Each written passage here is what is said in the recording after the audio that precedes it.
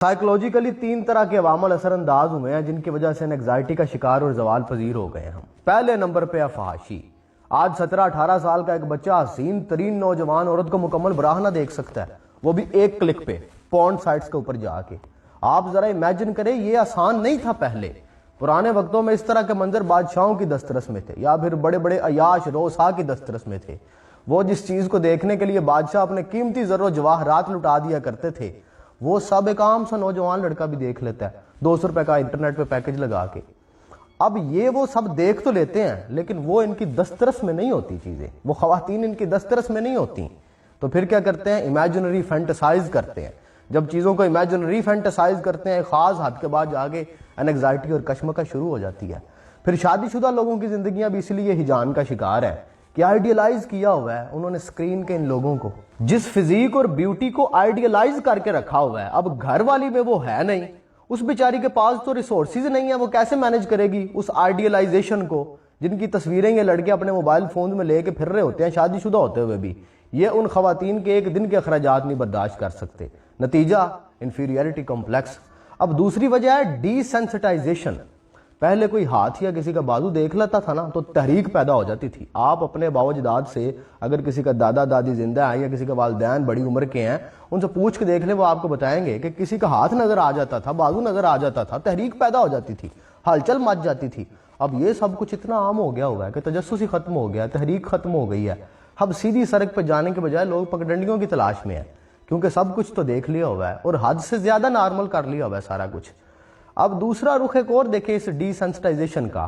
جب غزہ کا یہ معاملہ بنا ہے، فلسطین کا یہ معاملہ بنا ہے، تو 4-6 دن کے لیے بڑا ہی کوہرام مچا پاکستان کے اندر بھی۔ سوشل میڈیا کے اوپر آگ لگا دی انہوں نے، یہ سوشل میڈیا وارئرز کے، کہ غزہ کے اندر تو بچے شہید ہو رہے ہیں، ہم سے وہ دیکھے نہیں جا رہے، لیکن بچے تو اب بھی شہید ہو رہے ہیں وہاں پہ۔ ختم ہو گیا سارا کچھ؟ کچھ بھی ختم نہیں ہوا، سارا کچھ آج بھی اسی طرح ہو رہا ہے، لیکن اب یہاں پہ یہ سارا کچھ نارمل ہو گیا ہے۔ ڈی سینسٹائزیشن ہے یہ۔ اور تیسری سب سے بڑی وجہ علم سے دوری۔ میرا یقین کریں یہ علماء کا ہی کام تھا جب اللہ نے عروج بخشا، لیکن یہ سارے کے سارے اب بٹ گئے ہیں فکری طور پہ۔ مسلمان صدیوں تک دنیا کے حکمران رہے اور انہوں نے اسلام کا پرچم لہرایا پوری دنیا پہ۔ اعلیٰ ترین اخلاقیات کے علاوہ آپ نے کبھی سوچا وہ کیا اسباب تھے جس نے اسلام اور مسلمانوں کو اتنی بلندی دی؟ وہ تھی علم سے محبت۔ آپ اس وقت میں جب ہر شعبہ علم پہ نظر دورائیں گے، آپ کو معلوم ہوگا کہ ہر شعبے کے ٹاپ پہ بیٹھے ہوئے وہ محقق ترین جو لوگ تھے وہ مسلمان تھے۔ آج آپ کو کہاں نظر آتا ہے مسلمان؟ اس وقت دنیا کے لیے وہ قابل اعتبار لوگ تھے، آج دنیا میں سب سے بے اعتبار ہم ہیں۔ کمال سے زوال تک کیا خوب فاصلہ طے کیا ہم نے۔ اب تو علم کے لیے وہ طرف ہی نہیں رہی، اوپر سے یہ جو تخصیص کر دی ہوئی ہے وہ الگ۔ آپ اس وقت میں اگر ٹاپ سائنسز پہ غور کر لیں تو کون تھے بڑے بڑے نام اس وقت کے؟ فزکس میں چلے جائیں تو آپ کو ابو یوسف یعقوب الکندی کا نام ملے گا، ابن الہاشم کا نام ملے گا، سید نصیر الدین طوسی کا نام ملے گا، احمد بن موسیٰ کا نام ملے گا، عمر خیام جیسے نام آپ کو ملیں گے۔ آپ کیمسٹری میں چلے جائیں تو جابر بن حیان، بابائے کیمیا کا لقب تھا ان کے پاس۔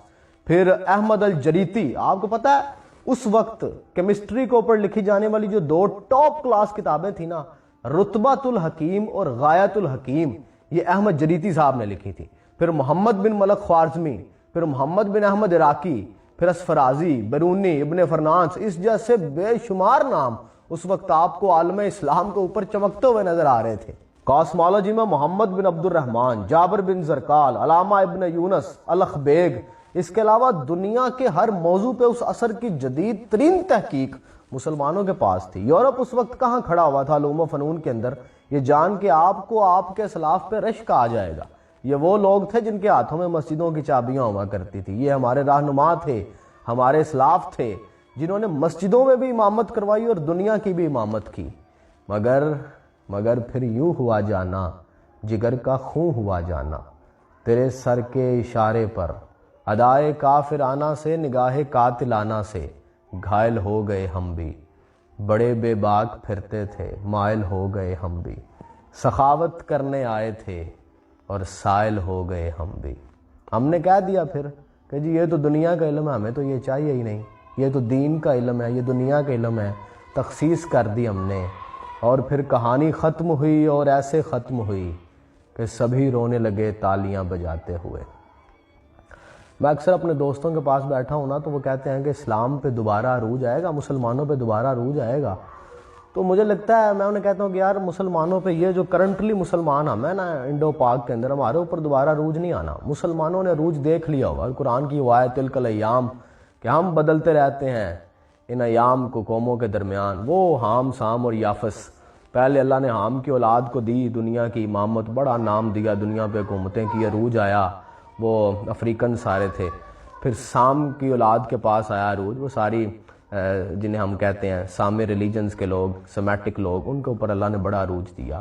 اب یافس کے بیٹوں کا کام ہے، اللہ نے اب ان کو عروج دیا. یہ جس کو آپ دیکھ رہے ہیں نا جو عروج پہ جا رہے ہیں، یہ یافس کی اولاد میں سے ہیں سارے.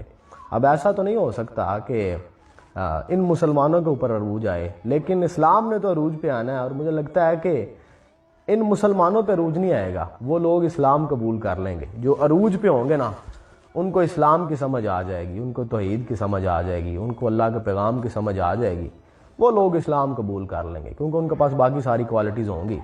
اشفاق صاحب نے بھی 2 دہائیاں قبل ایک بات لکھی تھی کہ مغرب کے مسلمان ہمارے رہنما ہوں گے. ہمارے رہنما وہ ایسے ہی ہوں گے نا کہ جب وہ اسلام قبول کر لیں گے. انہوں نے اسلام کو بڑے ٹھوک بجا کے قبول کیا ہوا ہے، ہر لحاظ سے پڑک کے. ہم نے جو ہے وہ ہمیں وراثت میں مل گیا، ہمارے گھروں میں اسلام تھا، مسلمانوں کے گھر پیدا ہو گئے، ہمیں تو پتہ ہی نہیں اس نعمت کا، نہ ہم نے قدر کیا اس نعمت کی. تو اس مسلمانوں پہ شاید دوبارہ عروج نہ آ سکے. ہاں اسلام پہ عروج دوبارہ ضرور آئے گا، اور وہ اسی طرح آئے گا کہ قبول کر لیں گے وہ لوگ اسلام، انہیں سمجھ آ جائے گی اللہ کے پیغام کی، اور پھر سے جو ہے وہ انشاءاللہ